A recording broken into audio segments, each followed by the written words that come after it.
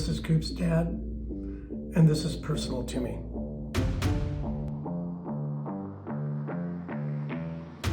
Anyway, have a seat. Yeah. Well, Zedge will get you situated microphone-wise, make sure it's close enough.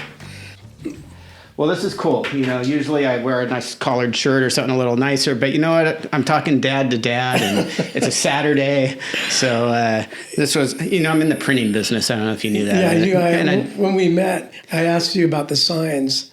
Yeah, right? That's right. Yeah. That's right. But this was something I just came up with. So you and I have the first two. Oh. Well, are we rolling? Yeah, we're rolling. Let me just show everybody that, first of all, we're here today with Matt Capelouto, with the founder of the Not founder. I got to correct you there. I'm the president of the organization, but the founder is actually Terry Almanza from Chicago, Illinois. So it's not as a result of anything that you didn't start it. I did not start it. Interesting. Yeah. So anyway, new T-shirt. Thank you very much for the swag. Counterattack. It's kind of, you know, I feel like this is just, you know, this has been an evolving process, and where I'm at now, it's like, you know what, we're under attack and we're fighting back. Counterattack. It feels like we're in a battle because for me, people don't understand that we're under attack, but we're seeing the losses continuing to mount and to escalate, and the real losses, and they're inexplainable. It's also, it's odd that we are here together. Yeah. And I say odd, it's because I never expected to be in the situation in this part of my life where I'm at today, and where it's taken us, or it's taken me. You know, here I am sitting with you.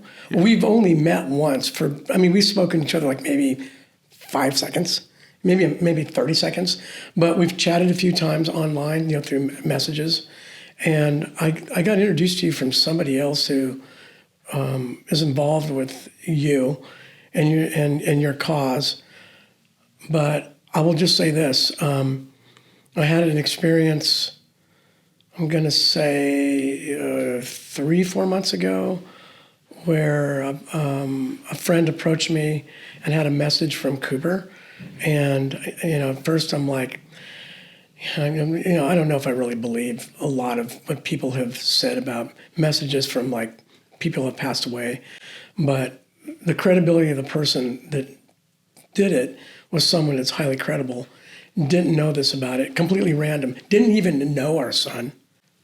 Okay, heard of him after the passing through social media, but was so compelled to give me this message that the best part about it is it alleviated a lot of guilt that I had at the time, you know, and then there was a message that I'm leading you to do work, and it'll resonate with you, and you'll know that it's me guiding you to do that. And you're one of the things. That's why I kept reaching out to you and like, you know, hey, we got to do a podcast sometime. We got to get together. And then you sent me the information of that rally in LA, and I'm like, yeah, I'm all in. Yeah. And here we are. Yeah,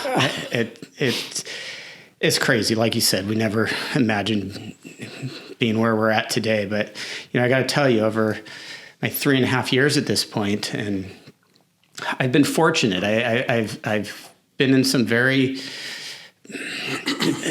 important meetings with some very influential and high-powered people, but in all honesty, there's no one who I feel more comfortable around than, you know, a fellow bereaved parent. So, you know, this is doing something like this is the hierarchy of my priorities. Well, you know, for me, Matt, you know, I didn't know what to expect. I mean, look, you know, all of a sudden we get a phone call and our whole world changes in an instant. And then you're in this, I liken it to this. When I was younger, I surfed, and when you've eaten it and you're being tumbled under the water, you're taught to be calm so you don't expend your breath that you've held. Yeah. And then you'll find your way to the surface once the turbulence is over, and then you go that direction. So when this happened, it was being thrown underwater, and man, I could not find the surface for a long time. So you're in this I don't know, this void, right?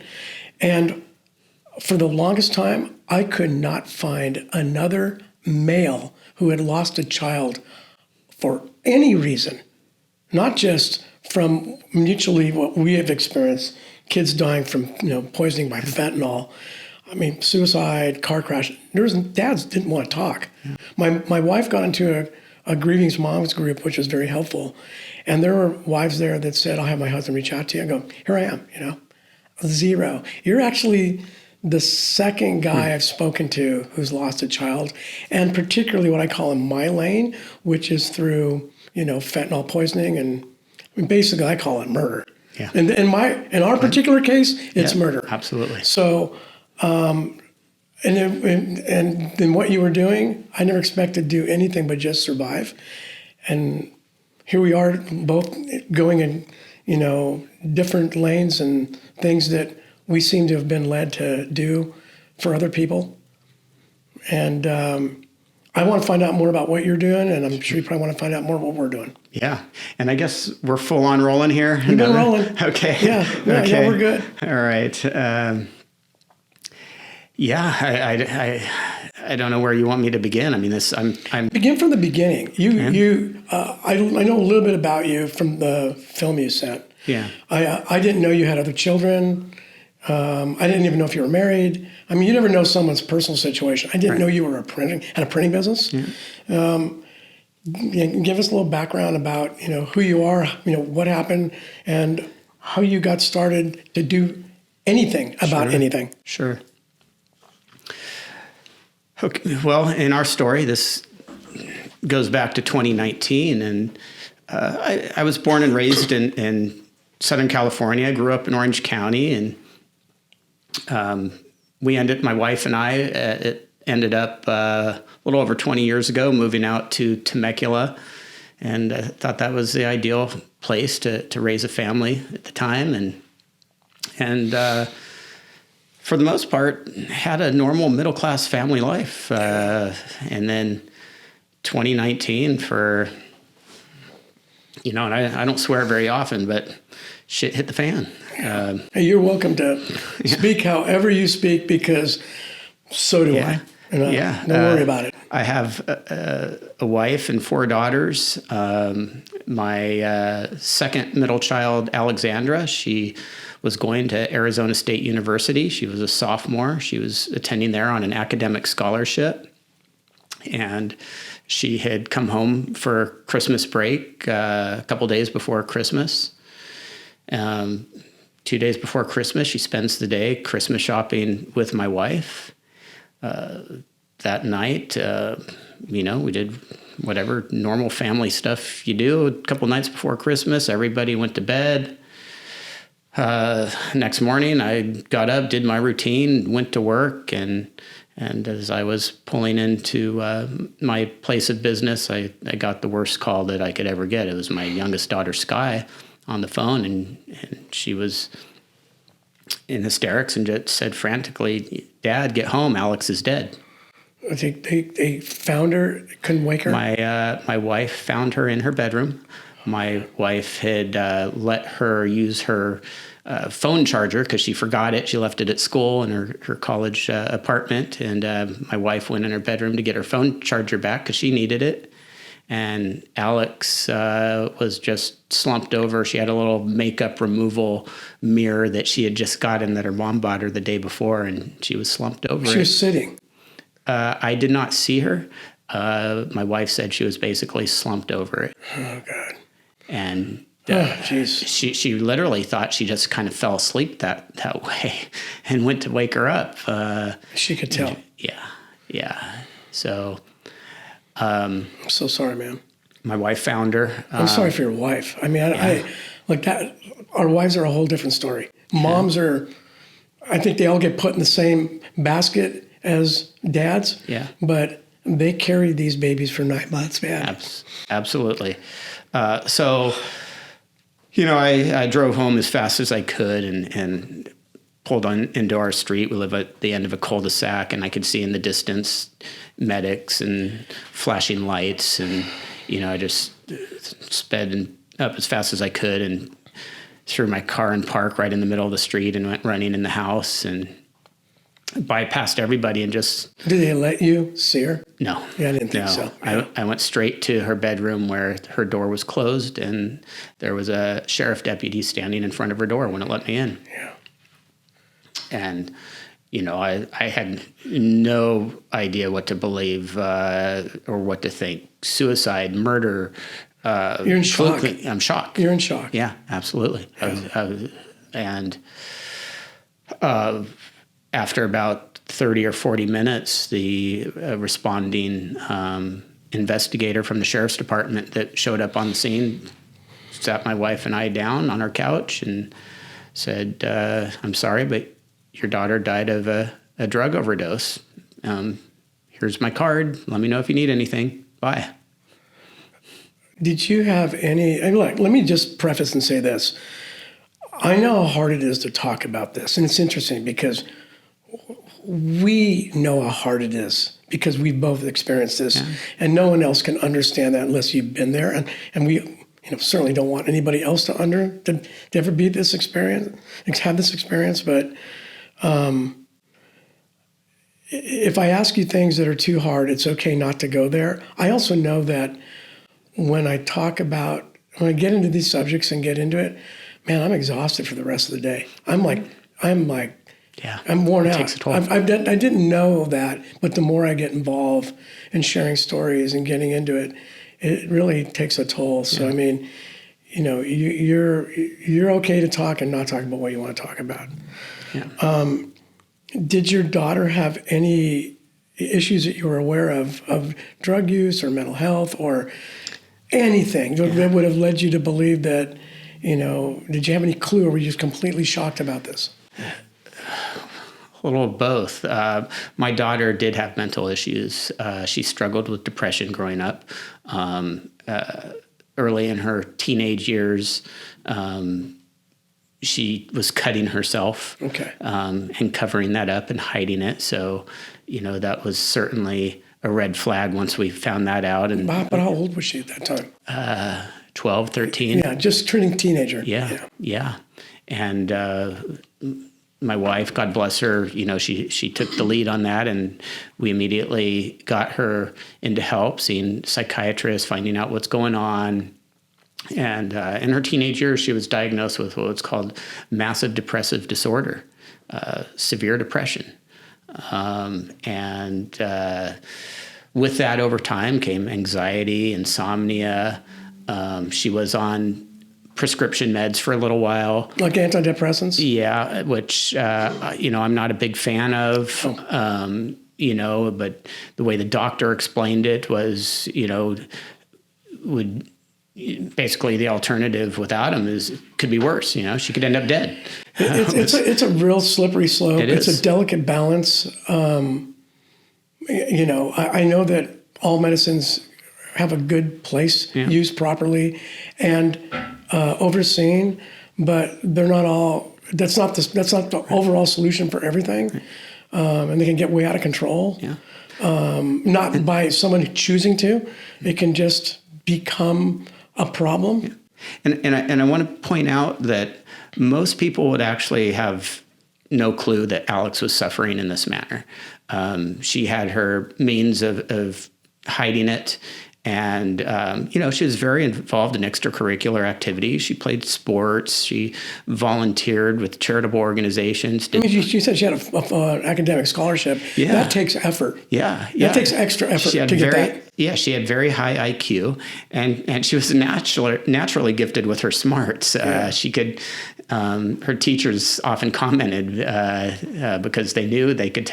Teachers, they know your kids pretty. Some of them pretty well. Yeah, they're with them and a long time. She could take a test on a whim without much studying and ace it.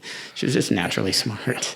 I never experienced that one, but I know. I wish I was. I didn't have that gift. Yeah. So and In her late teenage years, she actually stopped taking the meds. She felt better without them. She didn't like the way they made her feel, and we thought this was good. Was she ever on Adderall at all? Any of that? No. She didn't go that route. No. It was mostly antidepressants. Yes, yeah. Not ADD, anything along those lines. She was a very empathetic young lady. She always bore the weight of the world on her shoulders. You know, if you told her something was wrong with you, I guarantee it hurt her 10 times more. You're describing our son a lot in the same way. Did you discover what it was that was troubling her? Was it insecurity? Did you ever able to unpack what kind of got to that point? Or is it just how she was made? Depression ran in our family. My mom suffered from depression. I don't think there was any trauma that led to this. I think it's just how her brain was wired. Yeah. Yes. And, but again, in her late teenage years, and by the time she went off to college, she was really on a good uptick. She was very excited about school. She was excited that she'd gotten a scholarship, and everything was pretty much headed in the right direction until that fateful night. Did you? It sounds like that wasn't what she took. She was self-medicating. Yeah. So did you know that she was? There was definitely signs that she was dabbling in drugs, and of course, anytime I had found clues or something, I got on her case like any typical father probably would, and at the same time, I'm thinking, okay, she's in college. ASU, it's kind of, what school isn't these days? It's kind of known as a party school. Yeah. The kids are going to do this. Yeah. But it's a matter of, to the degree of if someone is choosing to self-medicate for certain reasons, that's, then that becomes a slippery slope. Yeah. Yeah, absolutely. But she was still maintaining good grades. She was excited about, she wanted to work in the foster care system. She was majoring in sociology, and she was she was seeking a job in that field, and had just applied and was optimistic that she was going to get it. So she was excited about that. But sort of back to December 22nd, she had only been home a day or two. She went Christmas shopping all day with my wife, doing the last minute Christmas thing. And everybody went to bed that night as normal. And, as I just previously mentioned, the next day, she's dead, shock. So the detective in the case who showed up on the scene, he did mention fentanyl at the time. He mentioned that he found half a pill on her dresser, so presumably she took the other half, which is what killed her. I knew nothing about fentanyl. No, neither did I. I knew nothing about any of this stuff. Yeah. And here we are in 2023. You hear about it on the news every day. But again, this was back in 2019. I didn't hear about it. We were, at that point in time, it was the beginning of the rhetoric of COVID. Yes. That was really starting to come around right around there. Yeah. And this was I think we were right on the brink of this real explosion. Granted, we had fentanyl deaths previously, but they were much fewer and far between. And, not to get ahead of ourselves, but we're a little bit fortunate in the support that we have that's out there right now. There's just so many parents in our shoes, but not often, but I have on occasion met parents who've lost a kid in 2015, 16, 17. I've heard about it too. And they had nobody. Well, there's one gal that I met at your rally who lost a son 5-6 years ago, and that's quite a ways back. Yeah. But I didn't hear about any of this back. We just weren't really, our son went through the similar situation, depression, a lot of anxiety. He went through a period of insecurity. There was some trauma that happened in his past, but it's the stuff that I think that the majority of us kids grow up with, being bullied, being picked on, all this stuff. But he grew out some of those things. Yeah. But yet I know that there was the partying that got involved, that got out of hand. And then the one thing that he got introduced to Xanax. And for some reason, for certain people, certain things click. He liked it. Mm-hmm. And we're taught or we're indoctrinated in our society that, just prescribe something, right? And if you've said you're going to prescribe like a Percocet or some type of painkiller, people do, have a reaction to that now because of the opioid crisis. Right. But, benzos and all that stuff, which are worse, and they're even a greater physical harm to you to detox, where you can die from detoxing. It's just like, it's not a big deal. Yeah. It's like Advil. Yeah. And like Adderall, I understand, is very difficult to detox from. But we didn't know about that. And I think something in a pill form gives a sense of security. You don't think a pill is going to kill you, unless you take a bunch of them. Well, I talked to my peers about it, that we never, even to this day, we go into dinner, have a glass of wine or a beer. We don't think that we're going to have a 60% chance of dying from that. Yeah. But there's a complete disconnect with drugs today. And I've tried to talk to kids that it's not, if it's pharmaceutical, you have to be absolutely sure that if you're being prescribed something, that you go get it and it comes from your pharmacy. So if you're going to get anything else, like put off to the side like cocaine and ecstasy and Molly and all that stuff, which, first of all, that is not coming from a pharmacy. You're taking your life in your hands. But if you get you think you're getting a pharmaceutical drug from a friend or somebody else, unless you're absolutely sure, you're taking a 60, 70% chance you're going to die. Now that, when they get it explained that way, they're like, what? Yeah. It's like, yeah, it's what? It is that prevalent. So, when this happened with us, like I said, I felt I was in this like spiraling vortex for a long period of time. I didn't know what to do. I'm shocked that I'm actually sitting here today and talking to you. What was it like for you in the days after? Because it had to be similar to what I went through. Like, you're numb. Yeah. You're shocked. What was it like? Imagine this, she was found dead in her bedroom December 23rd. And then, of course, December 25th is Christmas. And I've got 2 grandsons, and we have to provide them with a Christmas, right? And pretend, that was the worst Christmas. Yeah. So, you can imagine. I'm still in shock today, 3.5+ years later. Doesn't this sometimes feel like this is not like real? Yeah. This is more like something that's been going on. And is it real? Am I really doing this stuff? Am I really here? I wish I'd wake up. I had that feeling when I got out of the car in LA, and I came out of the parking lot. I looked down the street, and I saw all the signs lined up, and then there was the pop-up, and I'm like, holy shit, this is real. What happened in our case too, which led me to the organization that I helped spearhead and involved with now, is that we had a total of 4 young people in the small to mid-sized town of Temecula die the same way within a matter of about 15 days. And 3 of which went or graduated from the same high school as my daughter, Great Oak High School, and one from a neighboring high school, Chaparral High School.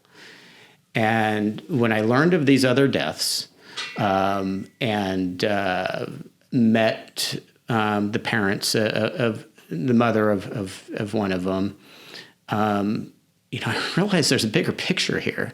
And at this time as well, I had found out about these counterfeit pills that were going around. Again, when all this happened and he mentioned fentanyl, I started Googling. I wanted to know what was going on.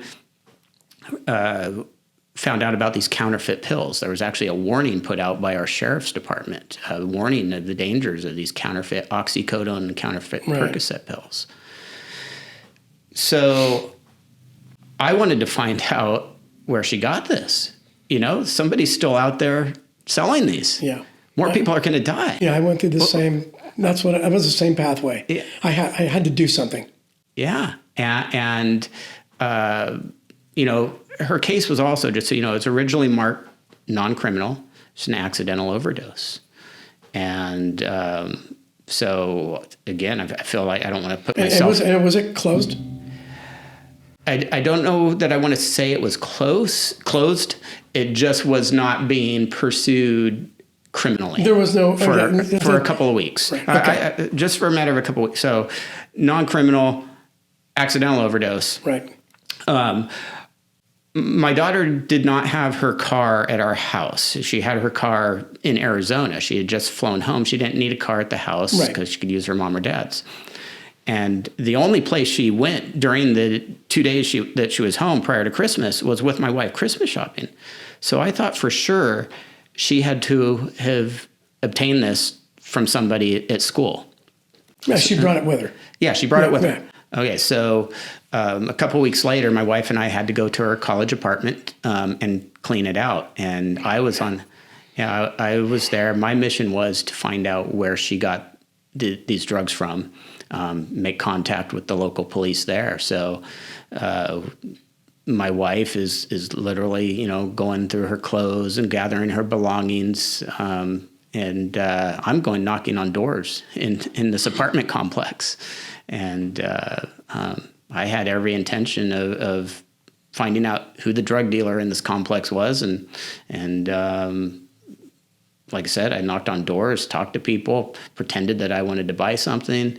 Really? To that degree? Yeah. Wow. To that, I don't use drugs. I've been my whole life been scared of drugs. Yeah, same with me. And so, but I'm going to do anything to find this person. And I didn't have any luck with that. But we also knew that if we could get into my daughter's phone, because we were locked out of her phone, that would say something. And fortunately, my daughter was on my wife's phone account. We were eventually able to get into it a couple weeks after Alex passed. It was just a matter of working with the phone company and resetting the password. So you were able to get that done without losing any of the data on the phone? Yeah. That's good. Yeah, and I want to point out these days, at least in Riverside County, immediately when investigators show up on these scenes, they take the phone. That's what happened with our son too. Yeah. So this precedes that. And we got into the phone, and I was not home, but my wife and again my youngest daughter got in, and there was the conversation with the drug dealer. My daughter had connected with him on Snapchat. While she was at your house? Yes. Yeah. So it wasn't in Arizona, it was in Temecula. Correct. And this guy lived 45 miles away from us. He drove 90 miles round trip to deliver my daughter these, what turned out to be counterfeit oxycodone pills. But we didn't know where he lived at the time. All I know is we got into her phone. We see his Snapchat ID. And at this time, I had learned about the 3 other deaths that had taken place. So I called the investigator back. And I said, look, we got into her phone. Here's the guy who sold her the drugs. What are you going to do about it? Yeah, like what about the other phones or the other connections? Could it possibly been the same guy? That's where we were going. And that's what we thought. Long story short, as far as that goes, it turned out not to be the same guy, but we had enough there to where the investigator came back over to our house, met with my wife and I, made it very clear that these cases are very challenging. We don't have good laws in California. It's likely that our district attorney, won't prosecute this guy. Don't get your hopes up. Right. But, this is really where I started to become a squeaky wheel. And I was not afraid to put myself out there. I went and I spoke in front, a month after Alex died, I went and spoke in front of my city council. I just showed up unexpected. Made them aware of what was going on. I just did what I call a shotgun approach. Were they kind of clueless to it, city council? Oh, yeah. Did they even want to hear it? Did you ever get any resistance like, this is a topic we really don't want to deal with? No, but I do know that our mayor at the time, after I left, reached out to our sheriff and to find out more about this, what was going on. But I mentioned I kind of had this shotgun approach. And to me, what that was, I'm just going to boom, everything. I don't know what's going to help, what's not going to help, but I'm going to just talk to whoever I can, as many people as I can, do whatever I can. And remember, the investigator had mentioned that it's likely that our DA wouldn't prosecute. Right. And so during this time also, I ended up writing a letter to our district attorney, which turned out to be the best thing I ever did. I asked to meet with him, told him I had some concerns, and he obliged. My wife and I ended up meeting with him and his top people, and he spent at least an hour and a half with us in his office, listened to everything we said, and when I showed him everything, and I told him, I said, this is murder. My daughter was sold a counterfeit pill. And he agreed. He agreed that this was murder. And this had taken him all by surprise too, because, I made him aware of the 3 other deaths. And, but he's not seeing any of this because he only sees things if something's filed criminally, something's presented to him as a crime. It's not getting to him. It's not getting to him. Yeah. So it stopped short. It stopped short. Yeah. And he gave me very specific instructions. He said, when you leave this meeting, he said, I want you to reach out to that investigator and ask him when he plans on submitting a case to my office. Wow. So you actually got this whole thing off the ground through your personal investigations and your grit to pursue it. Yeah. That's incredible. Yeah. And so I did, actually, my wife and I are driving home, and within 5 minutes of us getting home, I actually got a call from, in that meeting, he had what was called a victim's advocate, and she reached out to me and said, and this is just, an hour or so after our meeting, where he gave me these instructions to talk to the investigator when he's going to submit a case. And I get a call from the victim advocate who was in the meeting, and she says, Mr. Capelouto, Mr. Hesterin just wanted me to let you know that he's already reached out to the sheriff's office. That's incredible. Yeah. So, I have reached out to certain avenues where I thought would be helpful. The public school that our son went to, even the police department, and I don't want to talk about it. The other school districts do. They're nearby us, but I don't know what it is. I don't want to project what I could think it could be, but it's like, and I've heard even recently there's been some more deaths, and they're kind of buried. And they're not aware about it. They are. I mean, we have a local online newspaper that everybody seems to follow, but can't find anything in it. Can't try to Google deep on it. It's kind of buried. Realize, we're part of this network now that and you've met a lot of parents, but we're still very much in the minority compared to the number of deaths that are out there. But if you look at the overall amount of deaths that are happening, I mean, just the statistics that, that we know and we put out, I mean, this is like COVID, yeah. And there's a lot of young people. I mean, except there's a vaccine for COVID. Right. But there's not anybody even really, well, not really looking at it.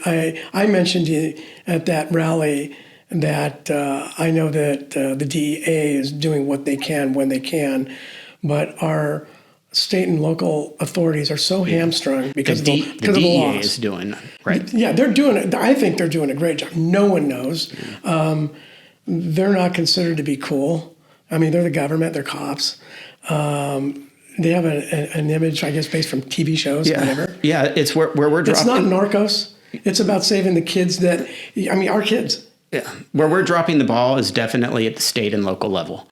And I will boast about my own county because, and I want to mention, I also reached out around this time to our head sheriff, Chad Bianco, and both him and our DA, Mike Hesterin, they really took this situation, and Riverside County Sheriff's Department ended up creating a fentanyl task force. Wow. After I had written to our Sheriff Chad Bianco as well, he let me know that he was absolutely going to look into this and see what he could do, and they did. They went full steam ahead. So not only did they listen, They took action, decisive action. And now Riverside County leads the state. We have, it's somewhere in the mid-20s at this point, 20 some odd murder charges against fentanyl dealers and I know we'll touch on this in a bit, in a state where that is very difficult to do. But with a proper investigation in some of these cases, they can file murder charges. So I don't know if I shared with you, but our experience with this. So our son passed away. So I don't know if you really know much about our son, but the short version is he was a pretty known social media influencer and model and aspiring actor, very well known around the world, huge following. His circle of group, huge following. I think if you put the collectively his circle together on the various social media platforms, Instagram and TikTok, probably close to 100 million followers. Wow. So, I mean, people heard about this and they knew what happened. And so, I mean, like he passed away on the late afternoon on a Thursday, and by 6 a.m, we were getting stuff from all over the world. Wow. You know, so there was a huge platform with that, and you know, where we've gone with this is that there's a platform here that we can send a message through, and there's just been a whole number of people that have just not wanted to even acknowledge it, or I don't know if they're afraid of it. I don't know if they're in denial about it.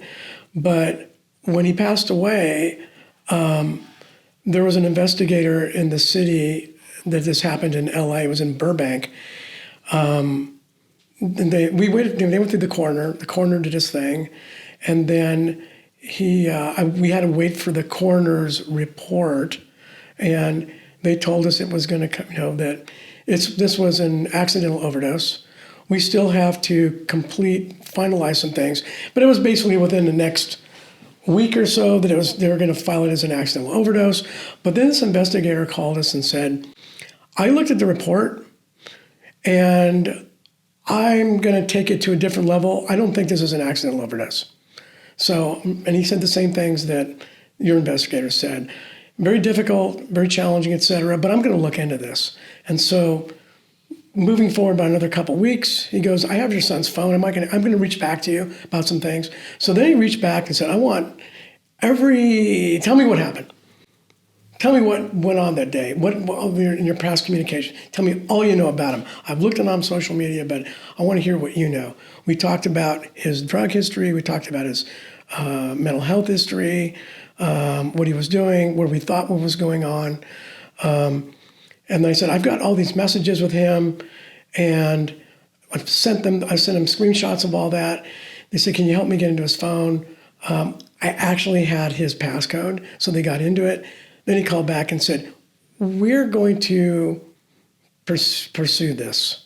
Great. The next step it didn't tell us for the longest time. We're working with an outside agency, that was the term, and we're further investigating this, and this is going to take some time, and blah, blah, blah. And so it's been over a year. So the actual autopsy report, that they done wasn't completed to over 6 months later. And it just still came out as an accidental overdose with, there's some benzodiazepines in there and then fentanyl. And we knew what it was, but in our world, we couldn't definitively say that because there was some people mentioning on social media that it was suicide or it could have been this and that, and we just or maybe drug overdose on your own. Mm-hmm. What they told us was your son had taken the equivalent of one Xanax, but it was fentanyl. So, he was given something that he wasn't. He was poisoned. He was poisoned. So until we could definitively say that's the case, because we got approached by all the platforms, TMZ, People, us, Entertainment Tonight, all that stuff, right? Now we had something to concretely say our son was poisoned. And then that led down to a different path. And today it's still under investigation. And we're led to believe that there might be a hopeful outcome. and they don't want to jeopardize the investigation. But it's not going to change our lives. I don't really place. There would be a certain measure of closure to that, but what is really the focus is what led us originally is we got to warn kids and people about fentanyl and the dangers with that. But also there is, because we're dealing with a lot of young kids in the platform that he started, this Discord channel where kids are talking about their mental health and addiction issues. There's like a whole bunch of kids at like 11, 12, 13 that are really struggling and they're self-medicating. So that message to like, please don't do that. Choose other things to do. Like this say no to drugs thing, I really agree with that. It's not going to work. But how about if there's an alternative choice that might be positive and healthier than this, which is negative and unhealthy? And we're seeing through Cooper's friends and those supporting this and making the changes in their lives that other kids are following their example. And number one, saying, my idol who might be a entertainer or a model, they struggle with the same things I do. They're like me, and they're talking about it. So this is okay. And now they're doing, like working out and doing Pilates or doing, workout in the gym versus vaping and smoking weed and getting high. So it's like it's starting to change a bit. And that next generation, Gen Alpha, is following what they're seeing their next level doing. So it's slow. But for the life of me, with the platform we have, I can't see why a high school or a city or anyone else would not want to collaborate with that. And like, this can help you because it's a big platform. The DEA reached out. We finished doing a podcast maybe it was about a month ago. And their thing was, we got this message and we want your help to get our message through your platform because we get it on the nightly news.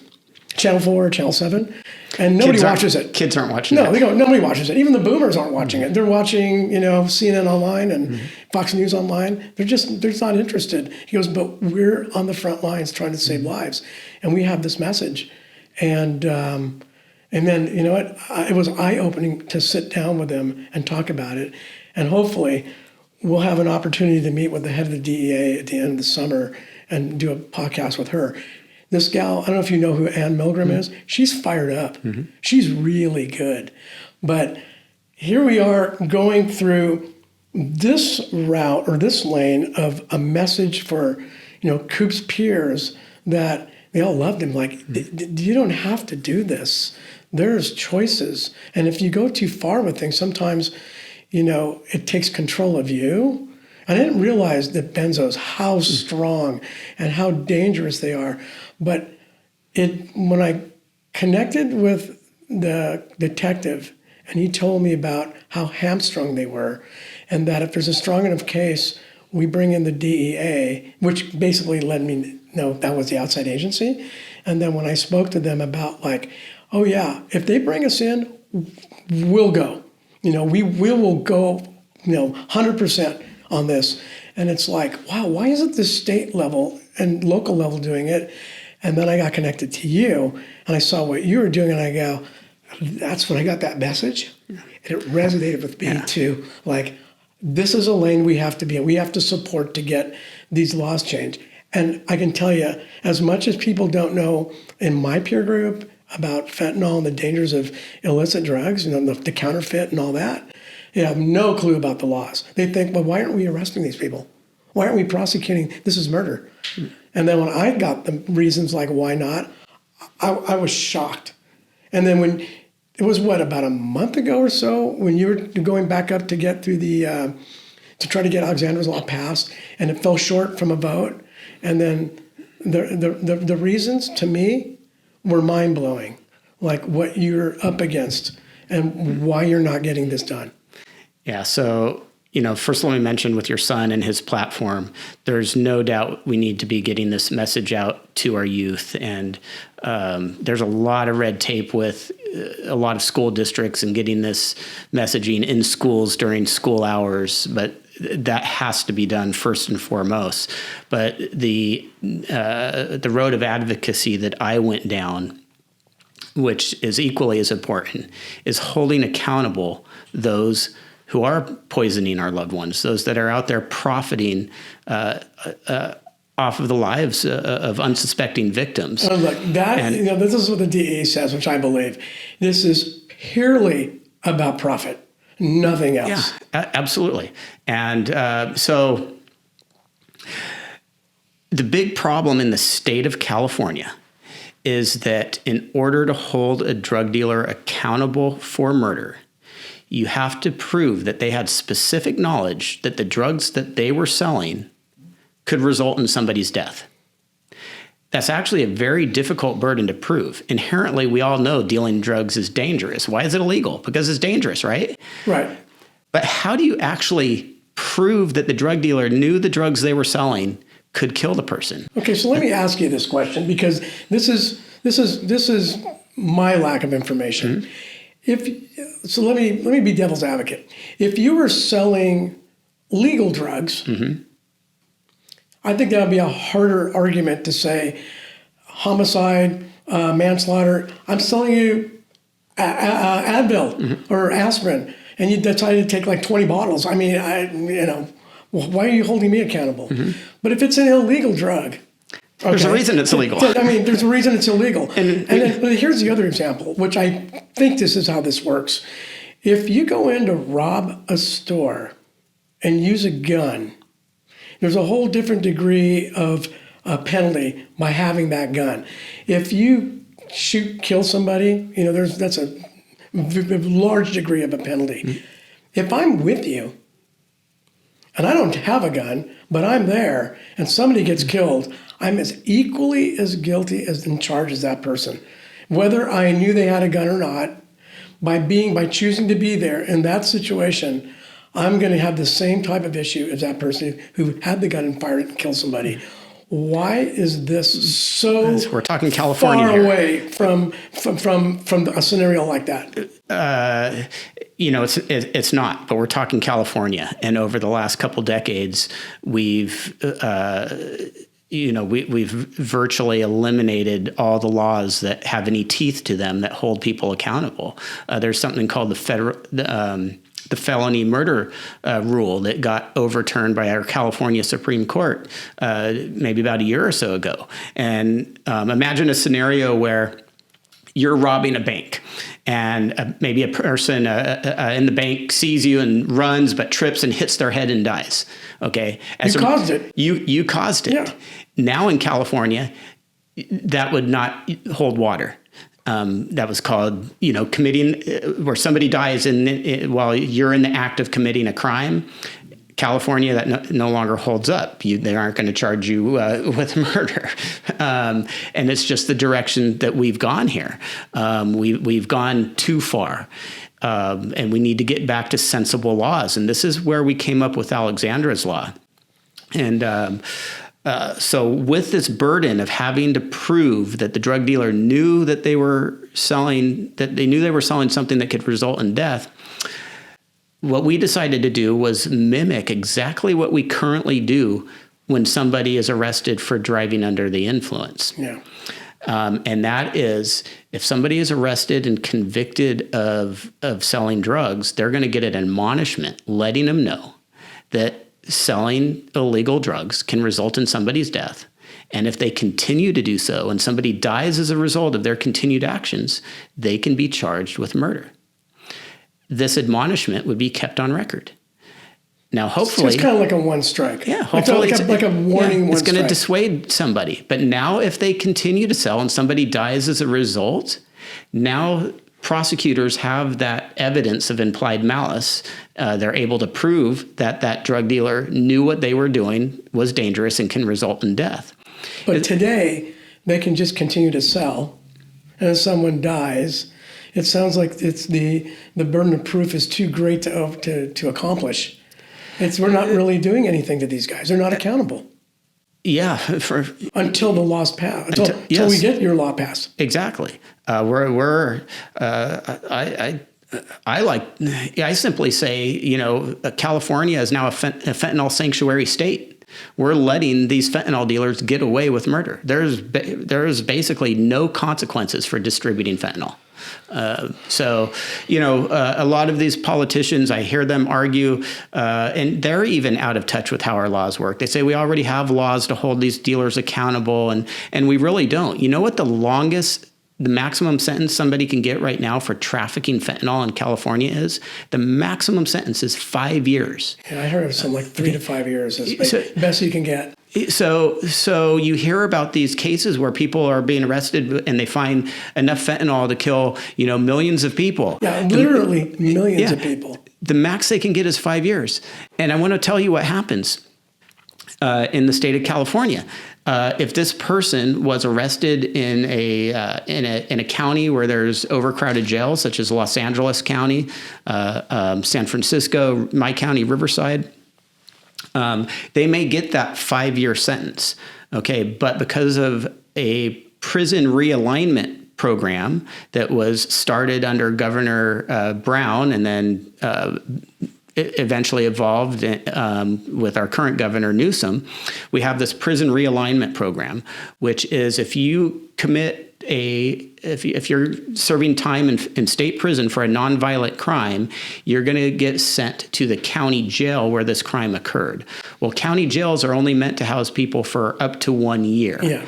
Okay, so your 5-year sentence now gets commuted to a 1-year sentence. Yeah. Now, if you're in a county where there's not enough beds, these county jails are mandated to have enough beds as there are inmates. If there happens to not be enough beds, they're mandated to release the lowest on the spectrum of whatever of the greatness of the crime. Right. And unfortunately, distributing drugs, which includes fentanyl, is very low on that spectrum. So you literally can have a person arrested, found guilty of trafficking fentanyl, sentenced to state prison one day.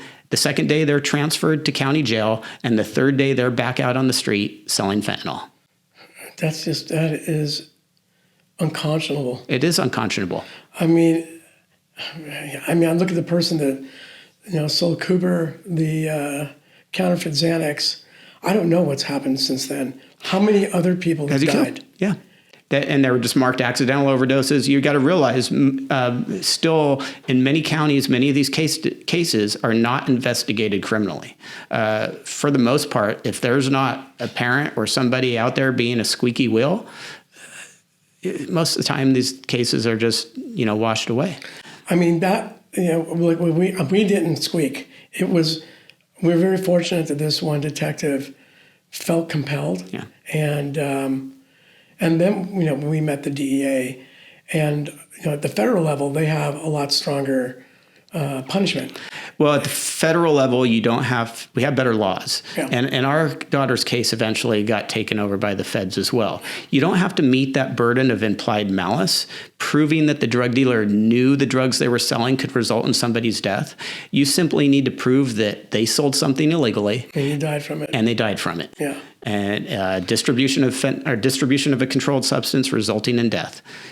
Man, this has to be very hard for you to come to make all this to go through this fight. And I don't look at his losses or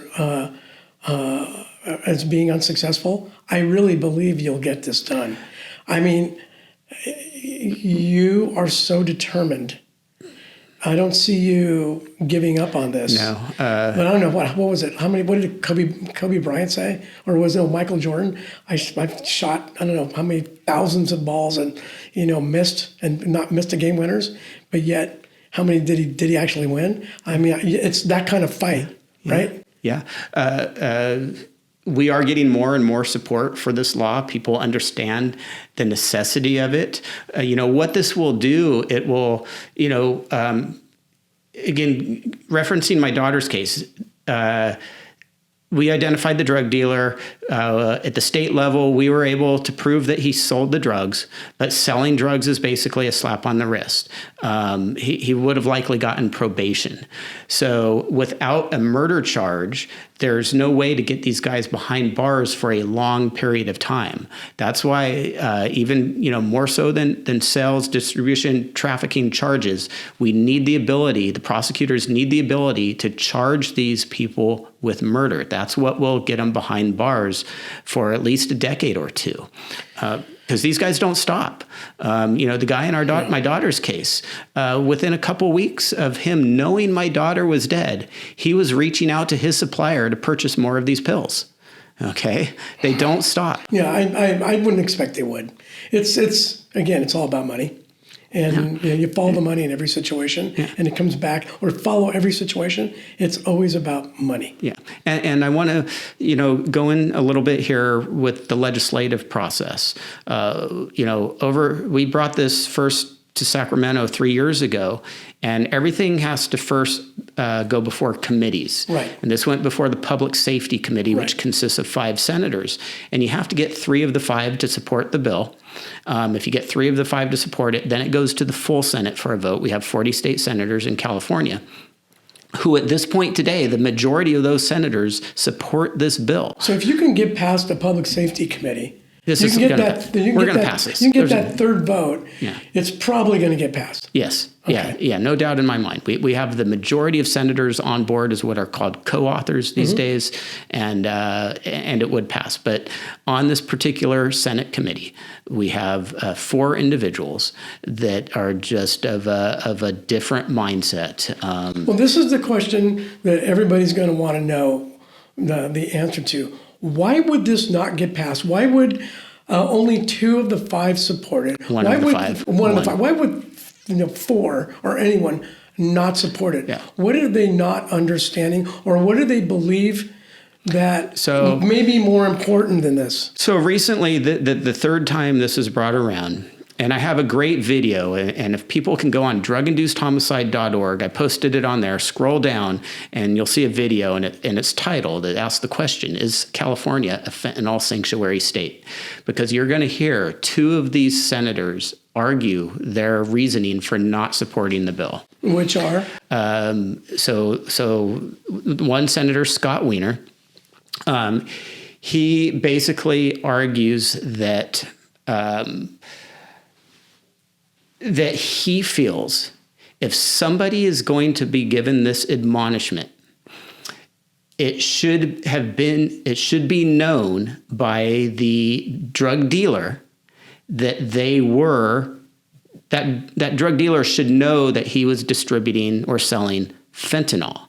If the drug dealer himself does not know or is not aware that they were actually selling fentanyl, they should not get the admonishment.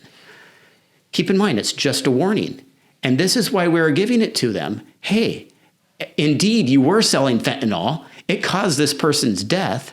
That's why we're warning you to stop. Yeah, that's how to dissuade them. Yes. Right. So Scott Wiener says, basically, he can support this bill as long as it can be proven that the drug dealer knew he was selling fentanyl. So guess what? Every drug dealer is simply going to say, I didn't know whether they knew or not. Right. But if this Scott Wiener looked at the statistics and the facts, let's say like the DEA has and puts out, and basically says today, and it's moving higher. It was 60% of everything out there is laced with a lethal dose of fentanyl. Not just has fentanyl, but a lethal dose or it's fentanyl. And it's moving closer to 70%. So common sense would just say, if you're going to sell anything illegal, the chances are it is fentanyl. There's your answer. You and me have that common sense. So does the majority of Californians. So this guy, for some reason, can't make that connection. Right. Okay. Well, so we'll put that one over the side. One of the other senators, Stephen Bradford, he consistently brings race into the subject. believes that this is just kind of the war on drugs and a continued policy that doesn't work, and anything involving incarceration unfairly locks up more Hispanics and blacks. Yep. There's no evidence of that here whatsoever. He just likes to spew out this gobbledygook that makes no sense. I wish I could ask him, show me evidence that by a person getting this warning, more black and brown people are going to be locked up. Okay. And what I think they get conflated with what they like, and they've completely exploited the term the war on drugs. The war on drugs is simply a tagline. We've actually never had a full-on war on drugs. The war on drugs thing would started with Nancy Reagan? Yeah, even prior to that, Nixon. But again, it's a tagline that's been exploited. Yeah. Okay. Part of the war on drugs is education. Are they against education? The part of the war on drugs that they are against, and I can agree with them on this, is during the 80s when our prisons were when we had our highest prison population because of drug offenses. People were being locked up for very minor drug offenses. And there's still people that are in jail for, minor things. Possession of a minor amount of drugs for personal use. Right. We've all learned from that. Every one of us, any rational person kind of agrees, okay, that was overkill. But we're not talking about locking somebody up for having minor amounts of most likely a non-lethal drug on them. We're talking about locking somebody up who is knowingly distributing arguably one of the deadliest man-made chemicals that results in instant death. And the statistics are rising that there's, hundreds of thousands dying. Yeah. When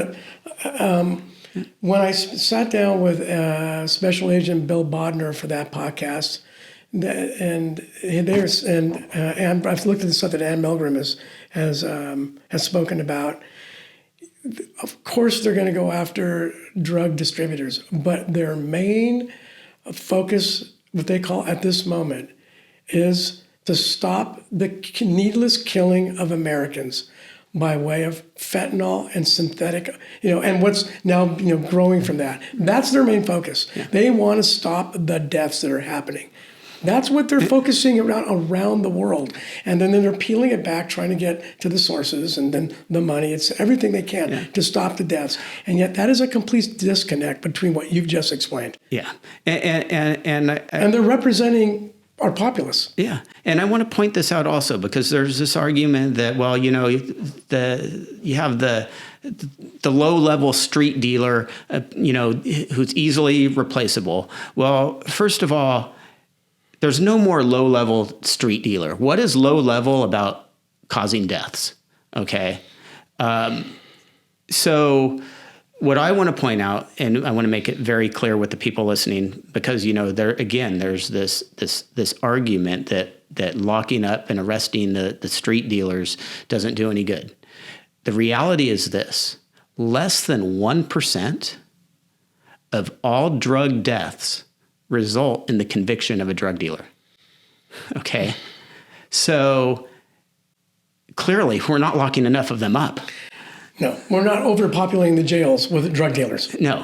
No, far from that. And it doesn't seem like we're making, if there was an issue about race, we're not really making an impact on that either. We're not really locking up a lot of anybody, whether you're black, brown, whatever. Yeah, and I have many fellow black, brown parents in this fight as well, and they agree with us 100%. It doesn't matter, regardless. That's a separate issue. Even if that's the case, that minorities are being locked up at disproportionate rates. Okay, solve that issue.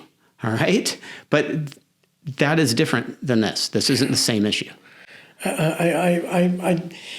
It makes me so angry to hear this because it's not so much about my kid dying, although it is. Yeah.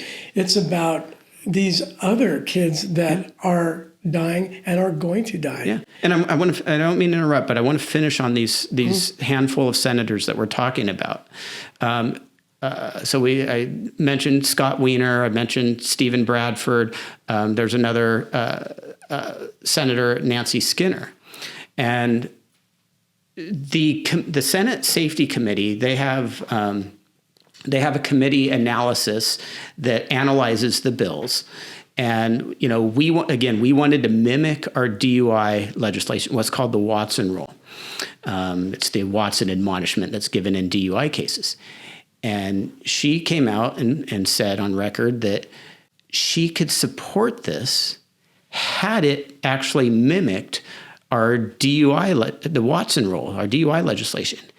And experts have said it mimics it identically. Even their own committee analysis shows that it's right in line with how it works for DUI. Right. And she came out and said it is not. However, if it was, she could support it. Now, she didn't give any specific reason as to how it is. So specifically, where does it deviate? So Senator Umberg, who authored the bill, the one who's presenting it to this committee, says, if I get your aye vote today and you pass it forward, if in any way it does not mirror it 100%, we'll bring it right back to this committee. Right.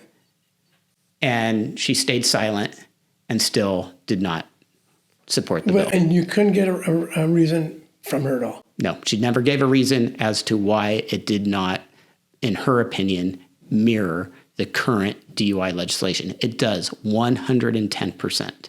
These senators, they just like to talk. And the problem is there's never an opportunity for somebody to question them. Can you tell us why? Right, to be held accountable. Yeah. Just to be, like you said, put them in a public forum, ask them questions, and you have to answer. Yeah, so our next step right now, I'm actually in the process being introduced to a prominent, hopefully this comes to fruition, investigative reporter on a major network who's going to take the time to question these senators with the tough follow-up questions that somebody needs to ask them. Because right now, these senators are, they're called the Senate Public Safety Committee. Right. Nothing could be further from the truth. They don't pass anything that helps with public safety, and they need to be held accountable. They need to be questioned as to why. And when they give these reasons where they just start talking and make no sense, there needs to be somebody there to question it further. What do you think it is? There's two things, and man, I know we're already getting long-winded here. No, but that's okay, because when I asked DEA about their stuff, I asked how much is politics involved, and it's like, well, you know what, they still got a job and a pension. We had a great conversation off camera. It was probably, you remember when we had that? It was very insightful when they opened up, and I respect the fact that they've got it. They got a career, they got families, they got a salary they got to make. There is pressure from the leadership. Okay, so keep in mind, these 5 senators who are on the safety committee, well, who put them on that committee? If we got the majority of the senators in support of this, yet they put simply the wackiest of the wackiest on this committee, who put them on that committee? Let's peel this back first. Let me ask this. Of the 5, what's the political affiliation? So the only support we've gotten is from the sole Republican on that committee. And there are other 4 are Democrats. But there are people within their own party who keep in mind, with 22 Senate co-authors on this last time around, the majority of those are Democrats. I see it.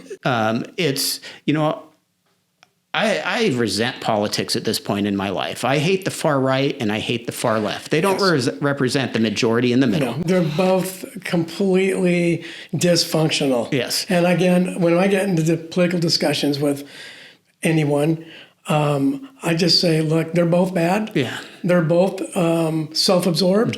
They're all about themselves. Just follow the money. Yeah. You'll see where the votes, whether they're. You've got 4-1 on this committee. You're saying who put him there? Yeah, now I can answer that question. That's what I'm curious now. So the Senate Majority Leader, her name is Toni Adkins. She represents a district out of San Diego. She assigned them. Okay, so How does she get the power to assign this committee? Is that how the politics work, or the delegation of making things work? Is that how it comes down? Someone gets assigned to put together a committee? Yeah, she, from what I understand, assigns all the committee members. This all stems from the governor.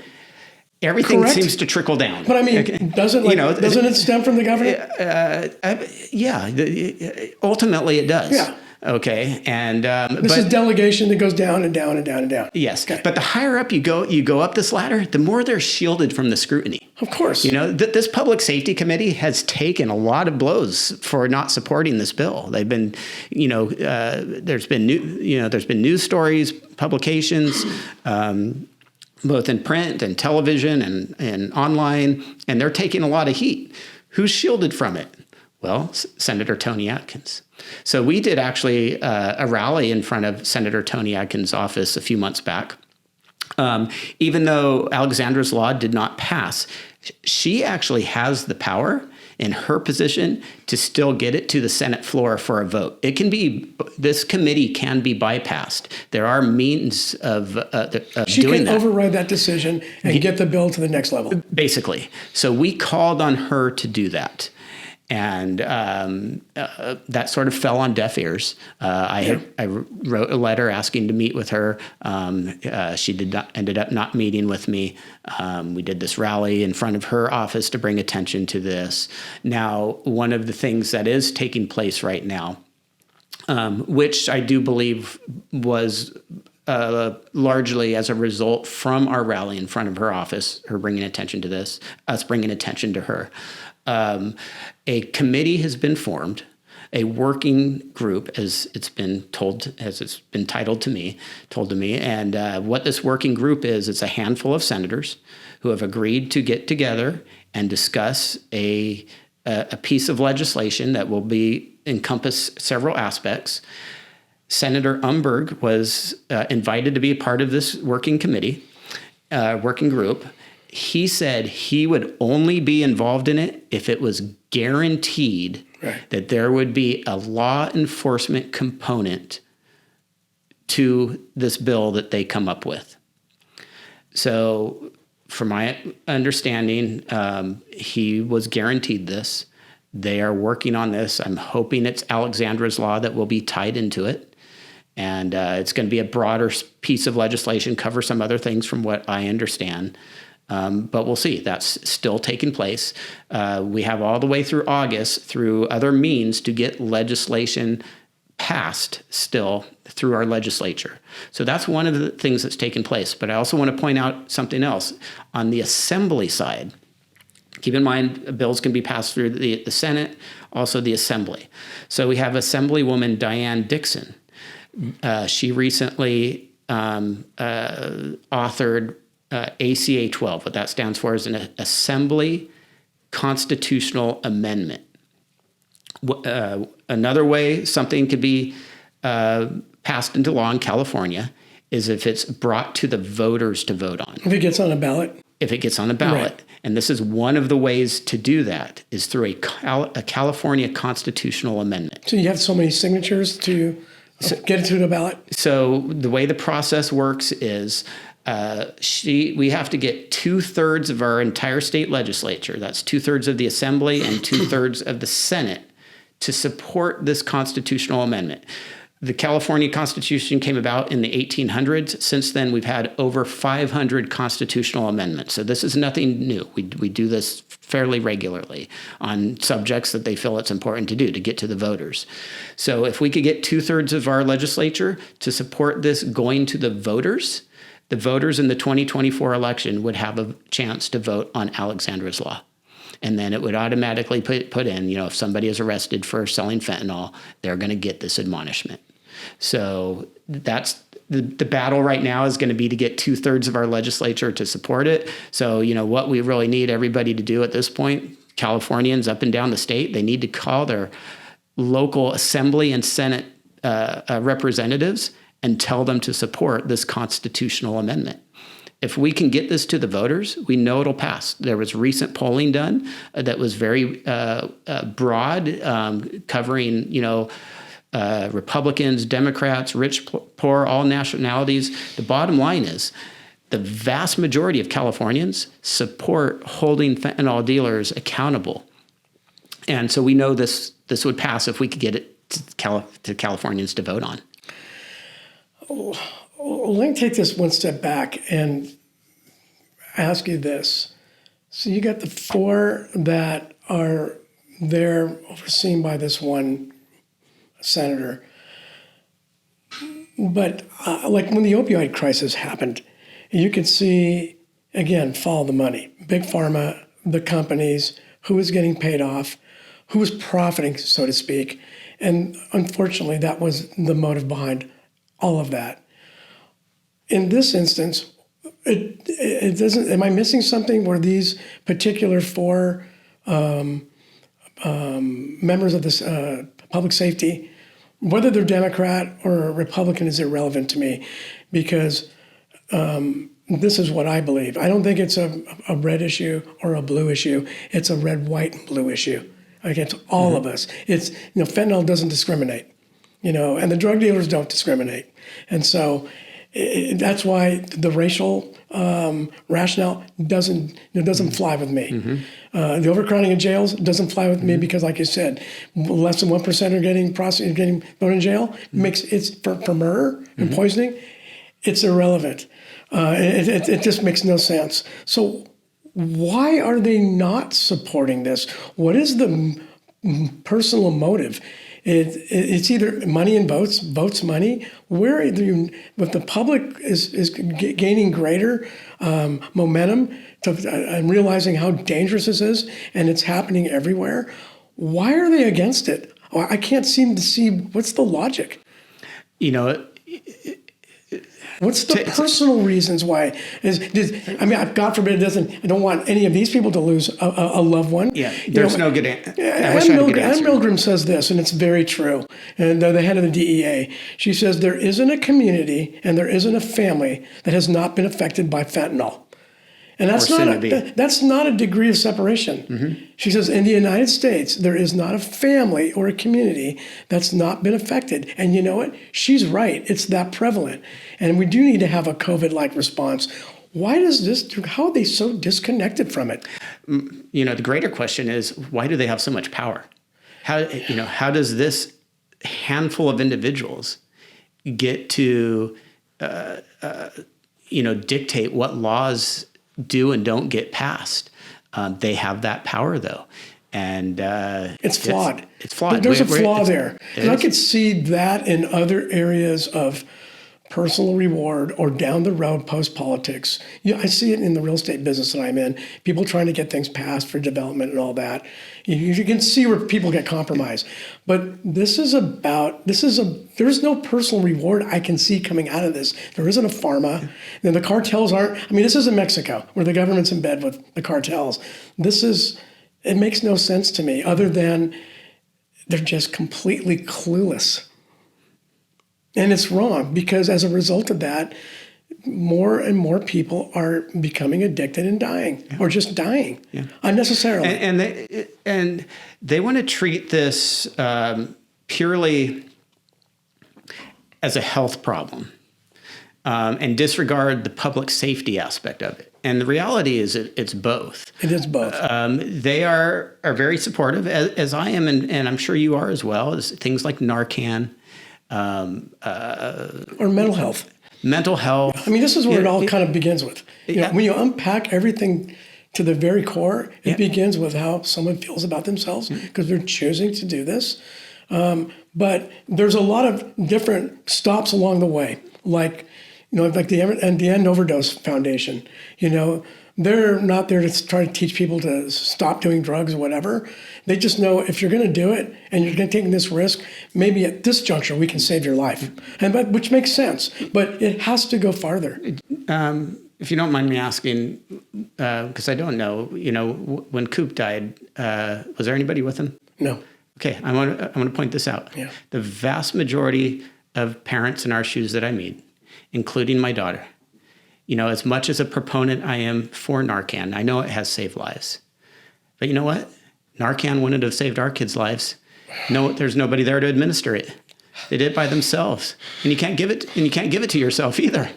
Coop had Narcan on him. And this is the thing that the other message, if you're going to do it, don't do it alone. Yeah. Just don't do it alone. Yeah. But we go in some schools, I know the situation is you're almost supporting them to do drugs. Yeah. I'm just saying, look, say no on drugs doesn't work. Like, you're telling kids not to have sex is not going to happen. So, I mean, look, handing out condoms is not going to prevent them from having sex, but at least just be smart. But the senators and our legislators who will support Narcan, but not support incarcerating those that are distributing fentanyl, they'll say, locking up people isn't going to solve this problem. Okay, at the same time, Narcan alone is not going to solve this problem. It's a combination. This is how I want to follow the MAD playbook. When DUI fatalities were at their height, you had MAD come along, and they attacked that from all levels, from education to, getting a DUI used to be handled in traffic court. It wasn't a criminal offense until MAD came along. Now it's handled in criminal court. It's a felony. And it's serious. It's serious stuff. It's really serious. Yeah. We know a gal that Coop went to school with who had a drinking problem. Yeah. And she had a DUI and got the admonishment, right? She had a second DUI at 2020, where she killed the parents of 2 kids. Wow. 20 years. Yeah. And that's just, okay. I mean, I'm sorry, but. Yeah. And it's a sad situation all the way around.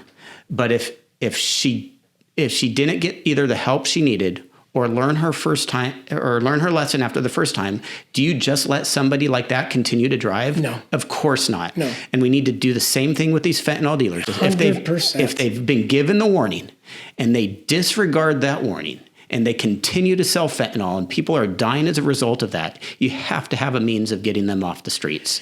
And Alexandra's law does just that. What I don't, and you know what, you're 100% right.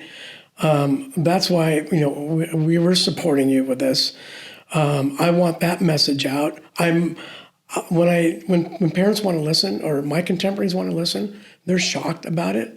And I'm trying to become better at delivering that message concisely. You talk too long and then people don't want to listen. And they're all really scared about their kids because they know that they're doing something. And they all don't have the information about the risk. But when I understand a certain degree on this safety committee and these people, how they would not want to do this or support it if it was only a handful of people getting killed. But it's not. It's a fucking shit ton of people dying all the time. And it's like, it's not connecting. It's like almost how many more have to die before you guys wake up and realize this isn't about politics. This is about saving lives, preventing the unnecessary deaths. There's also an argument that I've heard, it's self-induced. They're partying. They brought it upon themselves. They bear the responsibility. No. It goes back to my example about we have a beer at the bar. We're not expecting to die from having a beer. If I'm like my son taking the Xanax, he wasn't planning on dying, and sometimes, you're compromised. I had a conversation with Coop. It was the day he passed away, and he had been in a good spot, and I just said, I'm just worried about you. And he goes, I'm worried I'm not going to see you get married and have kids. He goes, Dad, you're going to live long. He goes, you always had great genetics. And I go, no, that's not what I'm talking about.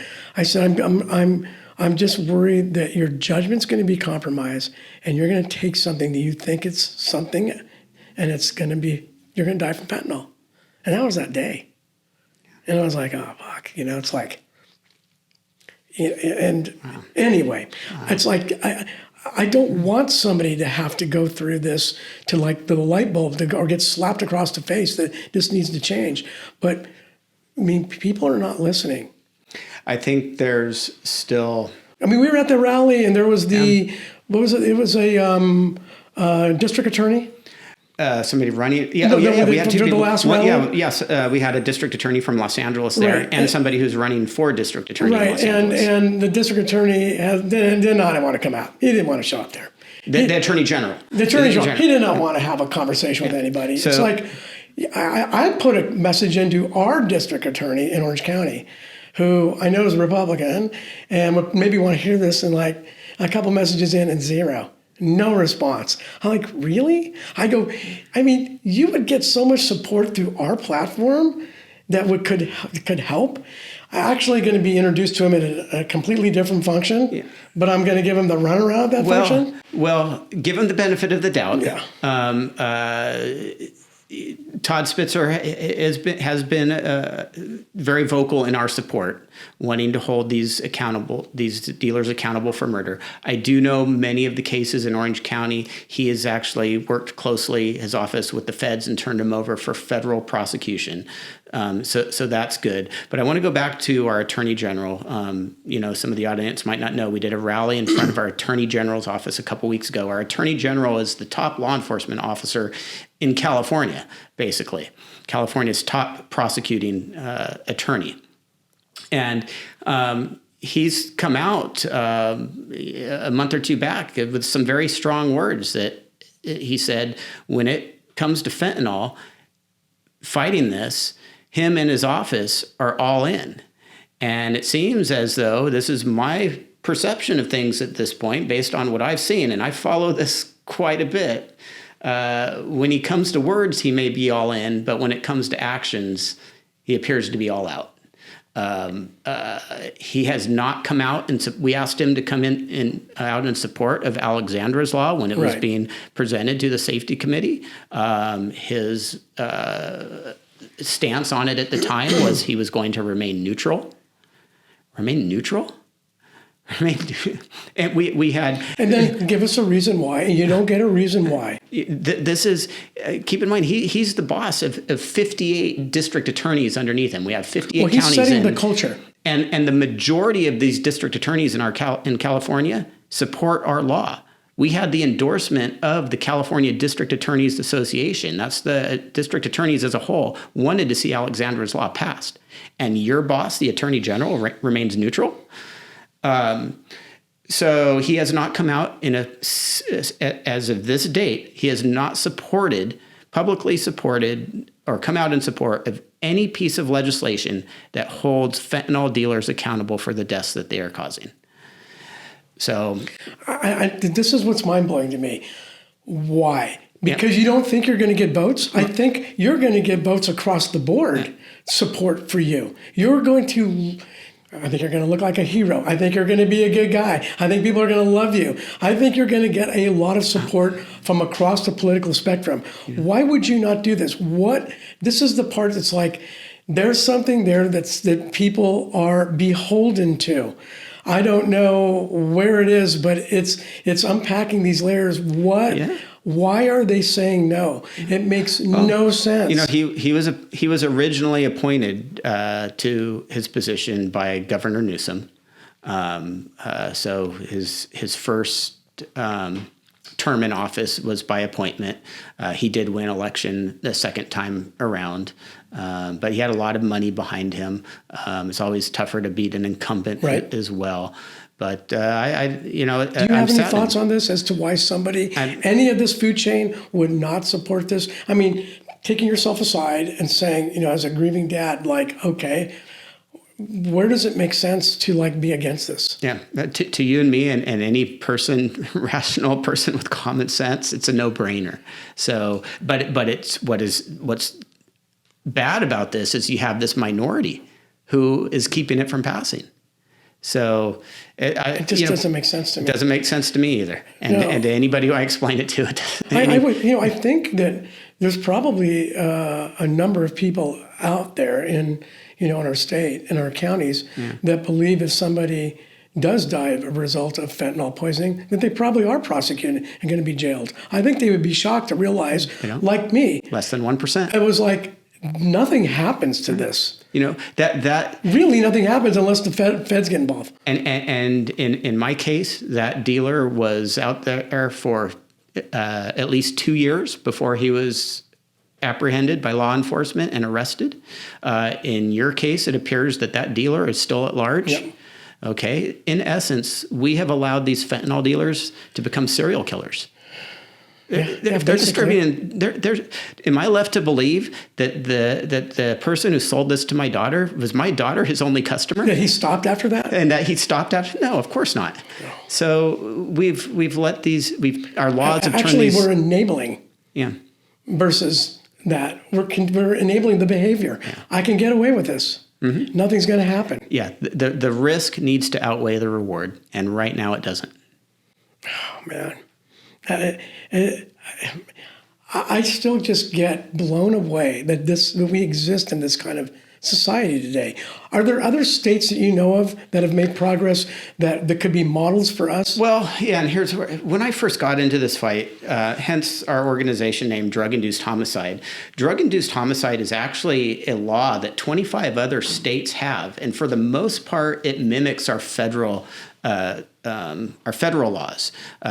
Distribution of a controlled substance resulting in death. Hey, if you distributed something that was illegal and somebody died as a result of that, you can be held accountable for homicide, drug-induced homicide. I wanted to bring this law to California. I was quickly given a rude wake-up call that there's no way in hell we're going to get that passed in this too far of a liberal state at this point. So it was after that we came up with Alexandra's law, which we thought was pretty palatable by everybody. You know, look, it's a warning.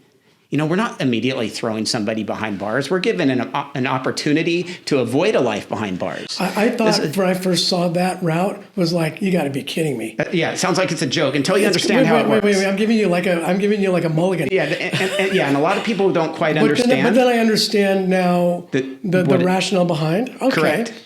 We can make this work. And we can't even get a warning passed in California. That just shows you how tilted, how off the edge we are. And again, I keep beating this dead horse. I just don't understand for the life of me the rationale. I've always been a believer of this, follow the money. And you're going to find out the reason why something's happening. And I just can't see where there would be money involved from some of these guys who are paid by the cartel, which you see what happens in Mexico, which, it wouldn't shock me, but I'm just saying, I'm not saying it is. I think it's highly unlikely. Then you're looking at votes to remain in power and to have your, whatever you go with that. It seems like that's a very, that's a political position that would be very unfriendly to most people. Like I said, it's a red, white, and blue situation. You'll meet in the middle between staunch Republicans and staunch Democrats that this is a problem. Yeah. You know, it's easily one to reach across the aisle. I'm shocked, but I know that this is an area that I feel led that we need to be supporting and doing what we can. So, however our platform can help support you. Through our podcast and through our Discord and just through the people that now the parents who've known us and known Coop, which is getting really large, we'd love to do whatever we can to help support that. So as this will get reintroduced again next year, I'm confident of that. At that time, I think it'd be good to come back on and let people know directly what they can do at that point, right. To help get this passed. Right. And, in the meantime, people can go on our organization website, drug-inducedhomicide.org. We have a mailing list that'll keep people, up to date on what we're doing. I see the stuff that comes through. And, I appreciate you having me on here and us being able to get this end of the messaging out that these, really, I don't even call them drug dealers anymore. I just call them death dealers. Yeah, no, they're murderers. We need to address that as well. Can I shift here and ask you a couple things? And, just like, dad to dad and husband to husband. When our son passed away, I would say probably a couple days later, I sat across from my wife and said, this is the kind of thing that can break up our marriage. I can just see it's too devastating. We have to stay together for our daughter and for our son, but we're going to be challenged, and we have to be prepared for that, and do what we need to do. That's what I want to do, and she agreed. We're still together, and we're tight in this whole thing. It's not easy. We have struggled with a lot of different personal issues with this. I actually want to ask, how's it been with you, with your wife, your daughters? Sometimes I feel like in our home, there's only enough room for one person to grieve, and so I have to go find it somewhere else. And I held it for over 6 months until it's like giving birth. It's coming. I mean, it comes. You're not going to be able to the only way you're going to be able to bury this thing, and I have to deal with it, is you have to not be here. And you get faced with these things. And so I'm curious to see if you're okay to talk about how's this been with you and your family and those relationships. And I do know the percentages of marriages that end in divorce with the loss of a child. I can tell you, I believe this has made my wife and I's relationship stronger. Oh, good to hear. Good. I couldn't envision myself being with somebody who doesn't completely understand this the way I do. But I'll say this: it didn't break our marriage, but it broke my wife. And I say that because my wife has stage 4 terminal cancer. Oh, I didn't know that, man. I'm so sorry. And I didn't know that. That's terrible. Our close network, knows that. And, my wife, you know my story. I've been out there. I've been bringing attention to this, and that's, I can admit that's a release too. That's a form of therapy in a sense as well. And my wife, she supports everything I'm doing 110%, but she bottles all this in. Yeah. And the result of that, there's no history of breast cancer in my wife's family. Her mom didn't have it. Grandmother didn't have it. Neither of her sister siblings had it. And my wife was diagnosed with stage 4. Oh, man, I'm sorry. It spread to her lungs, and she's gone through chemo and I didn't know any of this. I just saw the photographs of you and your daughters, your wife. I mean, this. So I am left to believe, I believe this wholeheartedly, that it was due to the stress of losing a child. Yeah. And it goes far beyond what most people realize, the ripple effects. And I will blame that drug dealer for eventually having taken 2 people in my family. Man, I'm so sorry. I didn't know that. And people need to know those ripple, it doesn't end. It's not, there's, we're going to be dealing with this for the rest of our lives, but it doesn't go away. We don't move on from this. Yeah. No matter what everybody else says, we on. move forward, but it's always there. Yeah. Your kids? And, my daughters, God bless them. I know it's different for siblings than it is for parents, but it affects them deeply too. And Alex was very close with my youngest daughter, Sky. They were 2 years apart, so they grew up going to school together, playing on sports teams together, and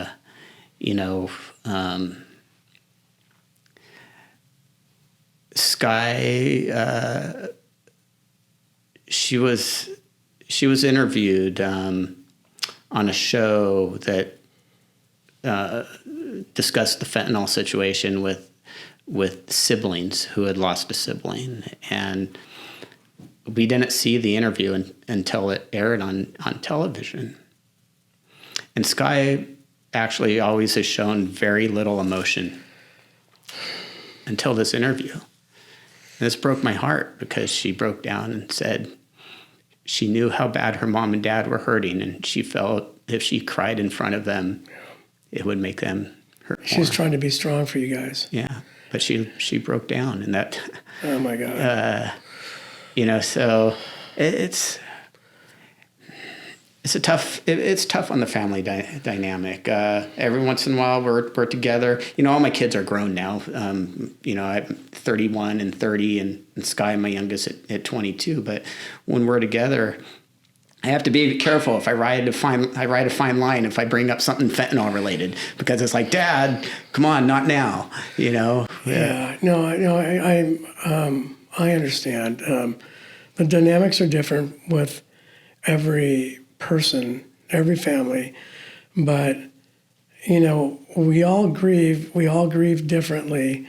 Our family, we call it Coop family because it's all these other kids. Yeah. And they're all roughly 2021 to 26.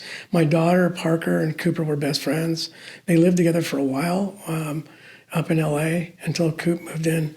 He and his girlfriend moved together. We've had some suicide attempts. We've had some mental health breakdowns. We've had some of them go have some drug issues where, luckily they didn't pass, and they bounced back on the other side doing good things for themselves. But it's a big group that's very supportive of us. But man, you're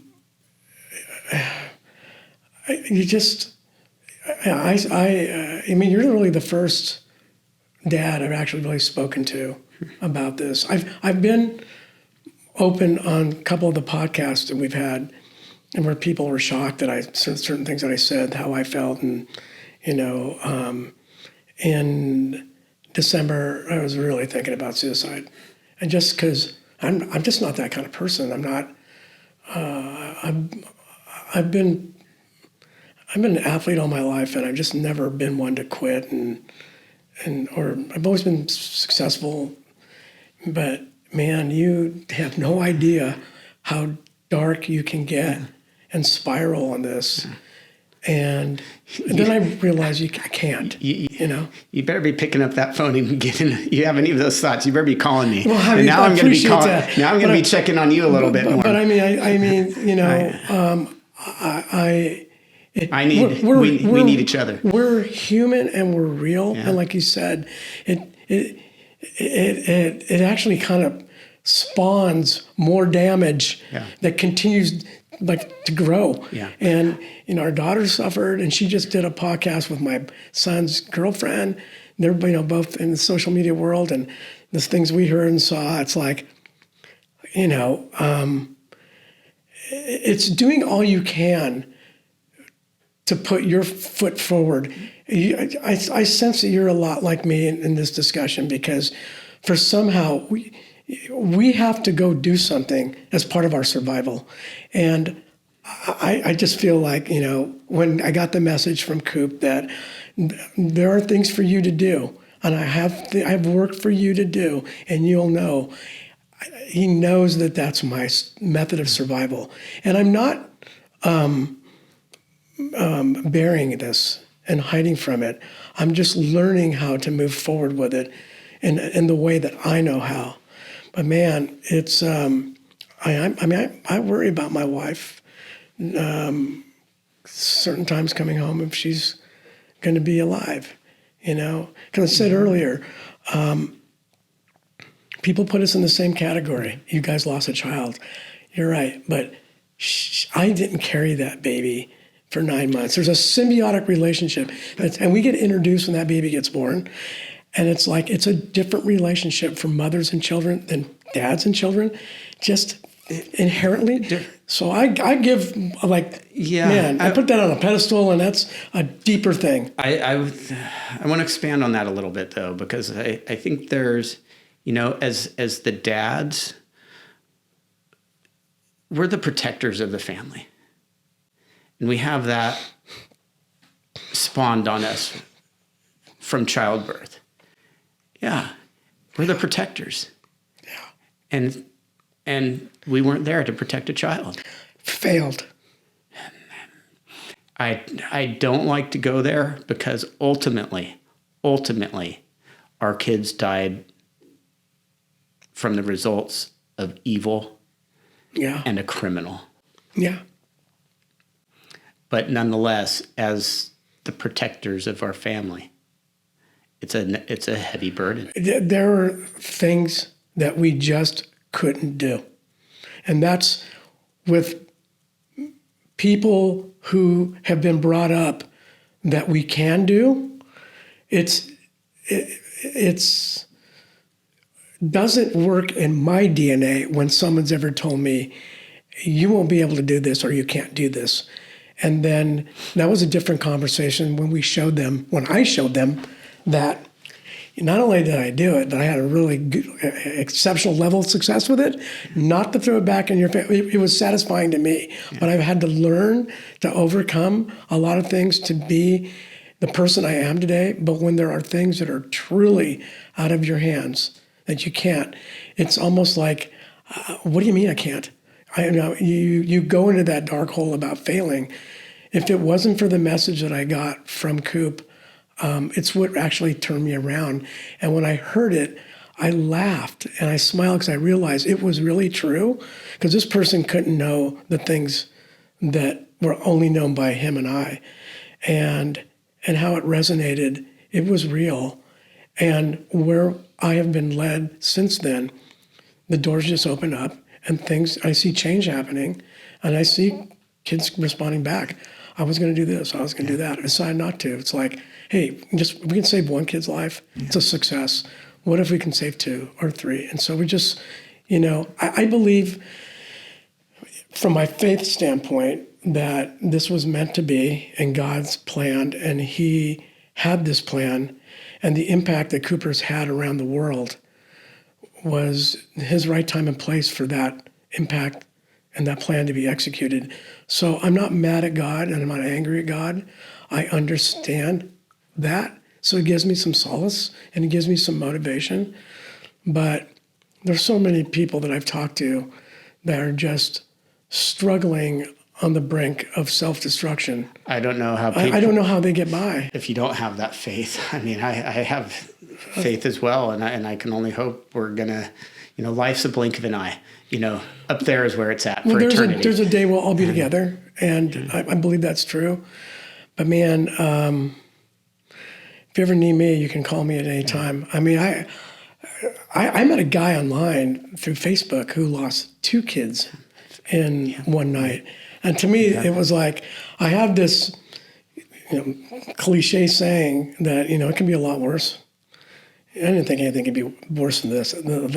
That's worse. Yeah. No, I don't even know how parents in that same boat. I don't know how they can survive. I mean, that to me, that might be something I can't come back from.